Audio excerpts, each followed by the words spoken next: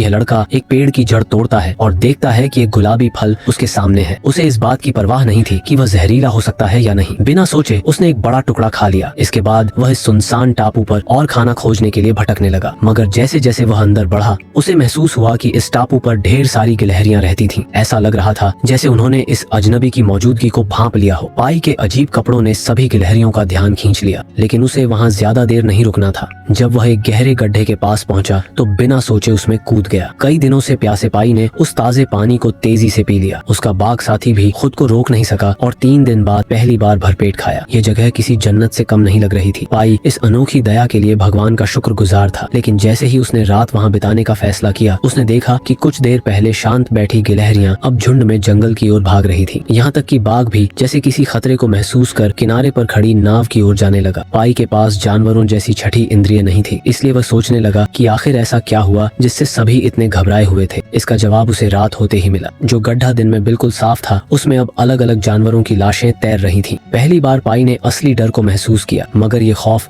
अभी खत्म नहीं हुआ था। जब पाई ने एक पेड़ से एक अनजान सा फूल तोड़ा तो उसे तुरंत पछतावा हुआ, लेकिन उसकी जिज्ञासा ने उसे रोकने नहीं दिया। जैसे ही उसने फूल की पंखुड़ी हटाई उसके अंदर से एक इंसानी दांत निकला। अगर पाई ऊपर से इस जगह को देख पाता तो हैरान रह जाता कि यह टापू असल में एक महिला के मृत शरीर के आकार में बना था। उसे बस एक झलक भर मिली, लेकिन उसने तय कर लिया कि अब वह यहाँ ज्यादा देर नहीं रुकेगा। जरूरी सामान लेकर वह बाघ के साथ फिर से समुद्र में निकल पड़ा। 227 दिनों तक वह कैसे जिंदा रहा यह उसे खुद भी नहीं पता, लेकिन आखिरकार जब वह एक बार फिर जमीन पर लौटा और रेत को छूकर महसूस किया तो उसे अजीब सा सुकून मिला। तभी बाघ नाव से उतरा। वह कई दिनों से भूखा था, इसलिए ठीक से चल भी नहीं पा रहा था। जंगल के किनारे पहुंचकर वह एक पल के लिए रुका। पाई जो तट पर पड़ा था सोचने लगा कि शायद उसका दोस्त उसे छोड़कर जाने के लिए तैयार नहीं है, लेकिन किसी को क्या पता था कि बाघ ने बस एक नजर आगे डाली और बिना मुड़े जंगल में चला गया। कुछ ही देर बाद स्थानीय लोग तट पर पाई को पड़े हुए पाते हैं, जो फूट फूट कर रो रहा था। वह इसलिए नहीं रो रहा था कि वह बच गया, बल्कि इसलिए कि जिसने उसके साथ 227 दिन बिताए वह बिना एक बार पीछे देखे चला गया।